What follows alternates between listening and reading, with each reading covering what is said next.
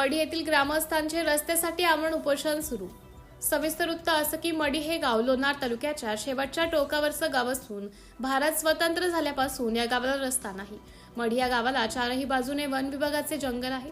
गावातील मुलांना शिक्षण घेण्यासाठी चिखलातून जावे लागत आहे, तर या रस्त्याने नदी असून पावसामध्ये पुराचे पाणी सुद्धा असते। त्या पाण्यामधून विद्यार्थी आणि विद्यार्थिनींना पाण्यातून जावे लागते। तसेच वन विभागाचे जंगल असल्यामुळे या जंगलामध्ये चित्ता हा हिंस्र प्राणी सुद्धा रस्त्याने दिसून येतो, त्यामुळे विद्यार्थ्यांचे जीवन धोक्यात येऊ शकते। तसेच या गावाला रस्ता नसल्यामुळे एसटी बसेस तर येऊ शकत नाही, त्यामुळे एखाद्या व्यक्ती आजारी पडल्यास उपचारासाठी नेण्यासाठी रस्ता नसल्यामुळे त्या आजारी व्यक्तीवर उपचार करणे कठीण झाले आहे। तसेच मढी येथील ग्रामस्थांचे रस्त्याची मागणी भरपूर दिवसापासून आहे, परंतु त्यांनी यापूर्वी सुद्धा प्रशासनाला व पुढारी यांना भरपूर वेळेस निवेदन देऊन सुद्धा त्यांच्या निवेदनाची व रस्त्याची दखल अद्याप कोणीही न घेतल्यामुळे आमरण उपोषणास बसावे लागत आहे।